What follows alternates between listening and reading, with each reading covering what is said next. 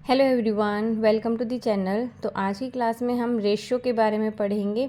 Ratio जो है आपके इम्पॉर्टेंट टॉपिक में से एक टॉपिक है। तो देखिए, जो हमारा क्वेश्चन है उसमें क्या क्या हमें गिवन है।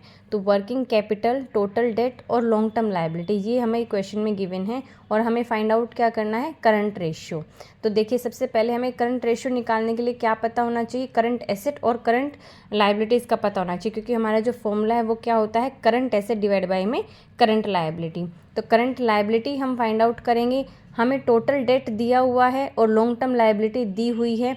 तो अगर हम इस टोटल डेट में से लॉन्ग टर्म लायबिलिटी को माइनस कर देते हैं तो हमारे पास क्या निकल के आ जाएगा, करंट लायबिलिटी निकल करके आ जाएगी। ठीक है। और फिर वर्किंग कैपिटल भी हमें दिया हुआ है क्वेश्चन में 45,000। वर्किंग कैपिटल का क्या फॉर्मूला होता है, current asset minus current liability. अब देखिए, यहाँ पर नेट और ग्रोस कुछ नहीं लिखा हुआ है, तो हम इसको क्या मान के चलते हैं, नेट वर्किंग कैपिटल ही मान के चलते हैं।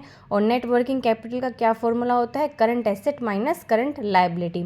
ग्रोस वर्किंग कैपिटल किसको कहते हैं, आप मुझे ये कमेंट सेक्शन में ज़रूर बताइएगा। तो current assets minus current liability जो कि हमारी कितनी है, 30,000 अभी हमने फाइंड आउट की है, कितने की बराबर हो जाएगी, 45,000। तो करंट एसेट कितने निकल के आ जाएगी हमारी, 45,000 प्लस ये जो माइनस में करंट लायबिलिटी थी ये इधर आके आ जाएगी प्लस। ठीक है।